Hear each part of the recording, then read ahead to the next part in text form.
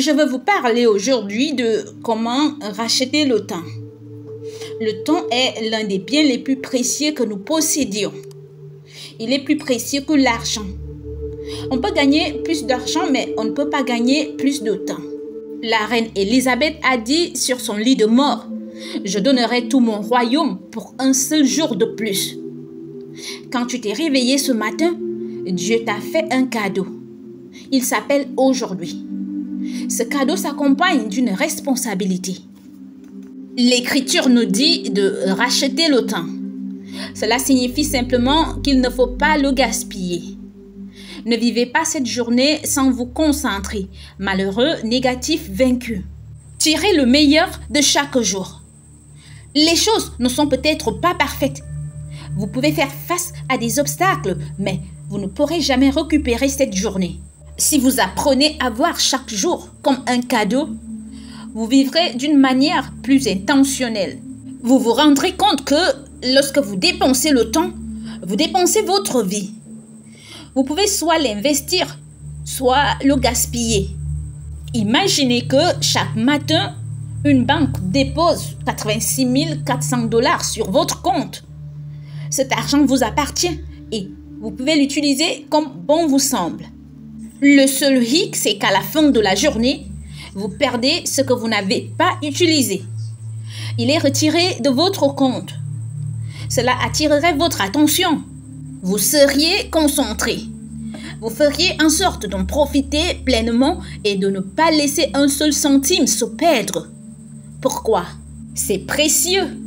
C'est le même principe avec le temps. Chaque jour, Dieu nous donne 86 400 secondes. Vous pouvez les utiliser comme bon vous semble. Vous pouvez les investir en vivant de manière positive, en gardant espoir, en poursuivant vos objectifs, en étant une bénédiction pour les autres. Ou vous pouvez les perdre en étant désorganisé, malheureux, négatif, découragé, anxieux. Mais le principe est le même. À la fin des 24 heures, vous les perdez. Nous ne pouvons pas les récupérer. Lorsque nous comprenons quelle est la valeur de notre temps et que nous considérons chaque jour comme un don, cela nous aide à rester concentrés. Nous devenons conscients que certaines batailles ne valent pas la peine d'être menées. Vous n'avez pas le temps de vous impliquer dans des choses qui vous séparent de la destinée que Dieu vous a donnée. Si quelqu'un a un problème avec vous, tant que vous faites de votre mieux, que vous faites ce que vous croyez que Dieu a mis dans votre cœur, avec tout le respect que je vous dois, ça, c'est leur problème et non le vôtre. Vous n'avez pas à résoudre les conflits avec chaque personne. Certaines personnes ne veulent pas être en paix avec vous. Ça, ce n'est qu'une distraction. Lorsque vous réalisez que votre temps est limité, vous ne répondez pas à toutes les critiques. Vous ne perdez pas votre temps à essayer de convaincre des gens qui ne vous aimeront jamais de vous aimer. Vous acceptez le fait que tout le monde ne vous comprendra pas, que tout le monde ne vous approuvera pas. Mais ce n'est pas grave. Vous devez juste faire votre course. Lorsque vous rachetez votre temps, vous n'essayez pas de rendre heureux quelqu'un qui ne le sera jamais. Il y a des gens pour qui, quoi que vous fassiez pour eux, ce ne sera pas suffisant. Peu importe le nombre de fois où vous les aidez, peu importe le nombre de faveurs que vous leur faites, tôt ou tard, ils trouveront à redire et finiront par être malheureux. Mais comprenez que leur bonheur n'est pas de votre ressort. Vous devez être gentil. Vous devez être respectueux, mais votre attitude doit être la suivante. Si vous ne voulez pas être heureux, ça c'est très bien. Mais vous ne m'empêcherez pas de l'être. Je sais que ce jour est un don et je ne vais pas le gâcher essayant de satisfaire quelqu'un qui ne le sera jamais ou essayant de changer quelque chose que je ne puis changer. Mes amis, vous avez la responsabilité de racheter le temps que Dieu vous a donné. Il vous a confié sa vie. Il a insufflé son souffle en vous. Il a mis en vous des dons et des talents. Tu as en toi des graines de grandeur. Tu n'es pas arrivé sur la planète Terre par hasard. Tu es une personne destinée. Tu as une mission à accomplir et un but à atteindre. Ce don de la vie s'accompagne de la responsabilité de développer tes talents, de poursuivre les objectifs que Dieu t'a donnés, de devenir tout ce pourquoi il t'a créé. Régulièrement, vous devez réévaluer ce que vous faites et comment vous passez votre temps. Recentrez votre vie, laissez tomber toutes les distractions. Débarrassez-vous de tout apitoiement sur vous-même, de tout découragement, de toute déception et courez avec détermination. Mes amis, Dieu ne vous a pas mis ici pour que vous soyez contrôlés par quelqu'un d'autre. Il ne vous a pas mis ici pour que vous traîniez toute la journée et que vous vous en sortiez à peine. Tu n'as pas été créé pour essayer constamment de convaincre quelqu'un à t'aimer. Si quelqu'un ne veut pas être ton ami, laisse-le partir et Dieu t'apportera de meilleurs amis. Tu n'as pas à convaincre quelqu'un de t'aimer, de venir te voir ou de t'appeler. Dieu a déjà préparé de bonnes personnes qui te célébreront, des personnes qui ne peuvent pas attendre d'être autour de toi, des personnes qui apprécient qui tu es et ce que tu as. Lorsque nous arriverons à la fin de nos jours, nous devrons rendre des comptes. Dieu demandera comment nous avons vécu notre vie. Qu'as-tu fait des dons que j'ai mis en toi? Comment as-tu utilisé le temps que je t'ai donné? Nous ne pouvons pas faire comme Adam et trouver des excuses. Dieu, cette femme que tu m'as donnée, elle m'a fait dévier de ma route. Ou bien oui, Dieu, j'étais très heureux, mais je n'avais pas un bon emploi. Ou alors oui, je m'inquiétais tout le temps, mais l'économie était si mauvaise. Débarrassez-vous de tout cela et tirez le meilleur parti de chaque jour. Je crois que vous et moi pourrons dire, Dieu, j'ai pleinement vécu ma vie. J'ai reconnu que chaque jour était un don. J'ai développé mes talents. Je n'ai pas été contrôlé ni manipulé. Je ne me suis pas impliqué dans des batailles sans importance. Je n'ai pas laissé les déceptions m'arrêter. Je n'ai pas perdu mon intégrité et je n'ai pas fait de compromis. J'ai donné et je n'ai pas pris. Dieu, j'ai donné le meilleur de moi-même. J'ai racheté le temps. Lorsque vous avez ce genre d'attitude, Dieu vous élèvera. Il vous donnera plus d'influence, plus d'opportunités. L'apôtre Paul a dit que nous ne devrions pas courir comme à l'aventure. Cela signifie que lorsque vous vous levez le matin, vous mettez vos pensées dans la bonne direction, positive, pleine d'espoir. Ça, ce sera une bonne journée. Mettez du sourire sur votre visage, de la joie dans votre cœur et que votre démarche soit pleine d'entrain. Et ensuite, allez-y dehors chaque jour avec un plan, avec un objectif, sans être distrait par chaque appel téléphonique, courant par-ci et par-là, sans être dérangé par la circulation, sans être trop stressé pour profiter de la journée. C'est ainsi qu'on rachète le temps. Soyez une personne déterminée. Et oui, je suis d'accord d'être flexible et de prendre du temps pour aider les autres. Mais si nous ne sommes pas concentrés, si nous ne courons pas avec un but à chaque pas, nous laisserons les distractions nous faire dévier de notre trajectoire et nous empêcher d'atteindre le meilleur de Dieu. Lorsque vous réalisez que votre temps est limité, vous n'êtes pas offensé à chaque fois que quelque chose se passe. Vous ne laissez pas les petites choses insignifiantes et la politique du bureau gâcher votre journée. Vous ne restez pas offensé parce que quelqu'un vous a maltraité. Vous laissez tomber et faites confiance à Dieu pour réparer ce qui ne va pas. Récemment, j'ai parlé à une femme qui m'a raconté comment un membre de sa famille lui a fait du tort. Elle était tellement bouleversée et commençait à devenir très amère. Je lui ai dit ce que je vous dis en ce moment. La vie est très courte pour la vivre ainsi. Laisse tomber et fais confiance à Dieu pour te venger. Elle n'a rien voulu entendre. Elle m'a dit « Non, Joël, je ne serai pas heureuse tant qu'ils ne se seront pas excusés. » Ce qu'elle n'a pas compris, c'est qu'elle perd des jours précieux. Cette personne l'a blessée une fois.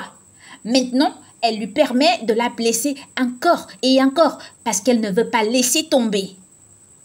Et je me demande combien d'entre nous, comme elle, ont perdu des jours précieux. Nous ne pouvons pas dire que nous avons racheté le temps. Nous nous contentons de passer des journées en étant offensés, contrariés, inquiets. Certaines personnes ont vécu ainsi pendant des années, avec de l'amertume et du manque de pardon en soignant une ancienne blessure. Au lieu d'aller de l'avant vers les grandes choses que Dieu a en réserve, elles continuent de reculer. C'est comme une croûte. Chaque fois qu'on la gratte, elle rouvre la plaie. Elle ne guérira jamais tant qu'on ne l'aura pas laissée tranquille. Qu'est-ce que je veux dire? Arrête de revivre les blessures et les douleurs de ton passé. Lorsque ces images apparaissent sur l'écran de ton cerveau, la bonne nouvelle c'est que tu as la télécommande. Change de chaîne. Tu peux choisir ce sur quoi tu voudrais t'attarder. Vous rendez-vous compte de la quantité d'énergie qu'il faut pour être amer? Savez-vous combien d'énergie émotionnelle il faut pour garder rancune? Nous ne disposons que d'une certaine quantité chaque jour. Si nous utilisons notre énergie émotionnelle à de mauvaises fins, nous concentrant sur le négatif, nous attardant sur la personne qui nous a fait du mal, nous n'aurons pas l'énergie dont nous avons besoin pour les bons objectifs. Nous ne prendrons pas les meilleures décisions. Nous ne serons pas aussi créatifs. Nos dons et nos talents ne se manifesteront pas pleinement. Non seulement nous ne nous rendons pas service à nous-mêmes, mais nous ne rendons pas service à notre famille, à nos amis. Nous ne profitons pas de notre temps. Eh bien, vous dites, Joël, je ne serai pas heureux tant qu'ils n'auront pas ce qu'ils méritent.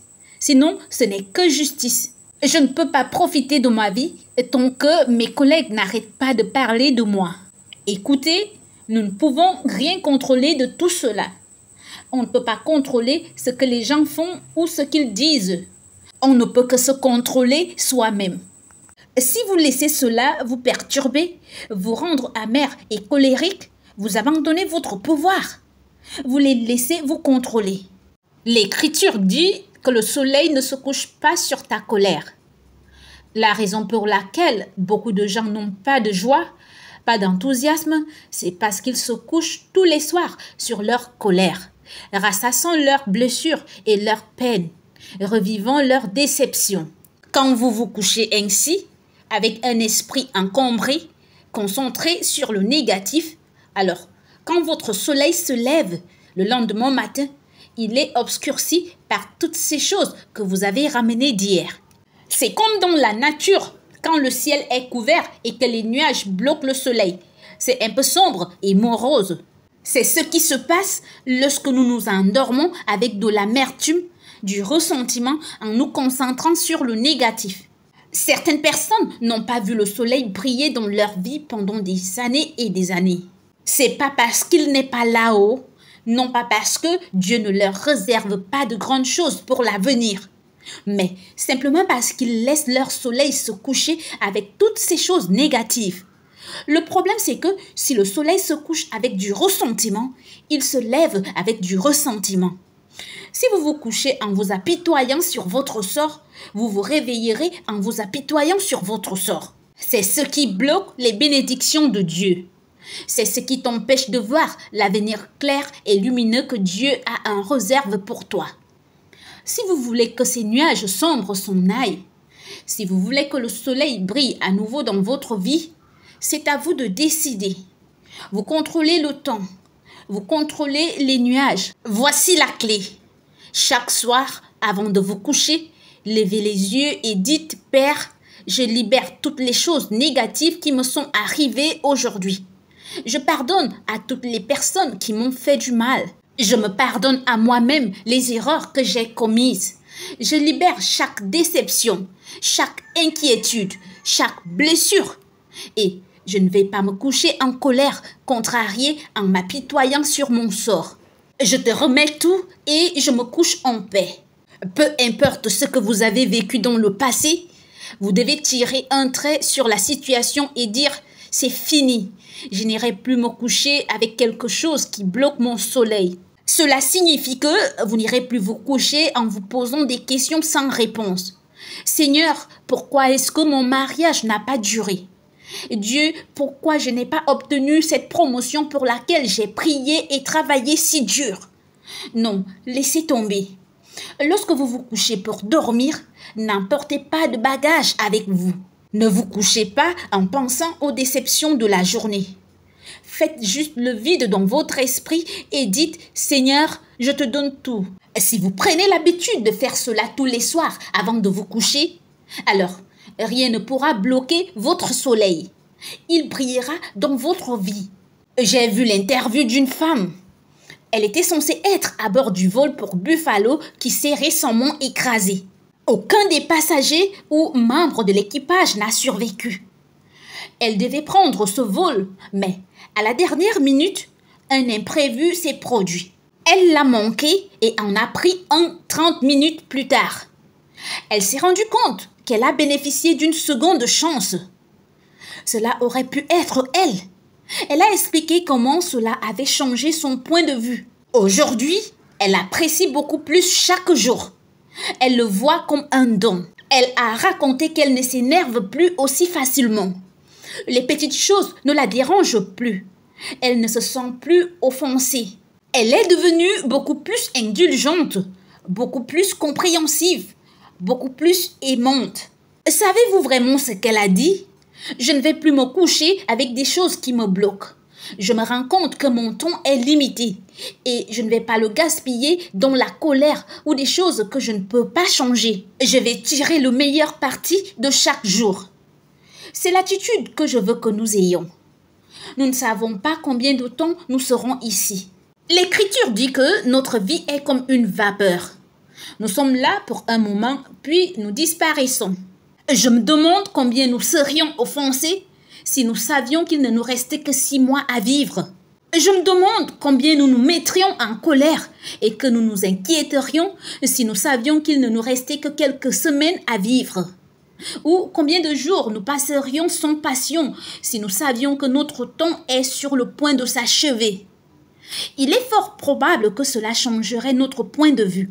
J'ai vu un panneau sur l'autoroute un jour qui disait « Avez-vous une raison d'être reconnaissant? Vérifiez juste votre poule. » Qu'est-ce que cela voudrait dire? Tant que tu es en vie, tu as reçu un don. Chaque matin, tu te réveilles avec de l'air pour respirer. Chaque jour, tu vois le soleil. Chaque fois, tu entends tes enfants rire et jouer. Chaque soir, tu vois des étoiles, tu entends des grillons, tu sens la chaleur de ton conjoint. Que cela vous rappelle une fois de plus que Dieu vous a fait cadeau d'aujourd'hui. Ne le prenez pas pour acquis. C'est drôle, parfois, les choses dont nous nous plaignons sont des choses que d'autres personnes aimeraient avoir. Nous nous plaignons des enfants. Ces enfants, c'est tellement de travail. Tout ce que je fais, c'est cuisiner et nettoyer. Vous rendez-vous compte que certains couples ne peuvent même pas avoir des enfants? Ils feraient tout ce qu'ils peuvent pour avoir des enfants comme les vôtres. Ne le prenez pas pour acquis. Ou Joël, ce travail est tellement stressant. En plus, je n'aime pas mon patron. Sais-tu combien de personnes aimeraient avoir ton travail? Apprends à l'apprécier. Ou alors, Joël, mon mari me tape sur les nerfs. Nous ne nous entendons pas. Cela va peut-être te surprendre. Tu ne le croiras peut-être même pas. Mais il y a des femmes qui aimeraient bien avoir ton mari. Des gens me disent tout le temps, Joël, si j'avais su à l'époque ce que je sais maintenant, j'aurais certainement vécu ma vie différemment. Je ne me serais pas énervée si facilement. Je n'aurais pas essayé de me réconcilier avec quelqu'un qui ne voulait pas se réconcilier avec moi. Je ne me serais pas laissé distraire au lieu de poursuivre les objectifs que Dieu m'a donnés. Vous savez ce qu'ils disent vraiment? J'aurais été plus prudent, plus réfléchi sur la façon dont j'ai passé mon temps. J'aurais maximisé chaque jour.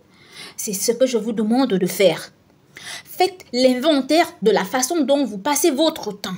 C'est très triste d'arriver à la fin de nos jours et de devoir se dire « Si j'avais choisi de meilleurs amis, qui sait où j'aurais fini ?» Si seulement j'avais pardonné à cette personne et cessé de m'apitoyer sur mon sort. Si j'avais pris plus de temps pour ma famille et ne pas travailler comme je l'ai fait. Mes amis, c'est maintenant qu'il faut faire des ajustements. Nous ne pouvons rien faire pour le passé, mais nous pouvons faire quelque chose pour le présent. Nous pouvons commencer à racheter le temps.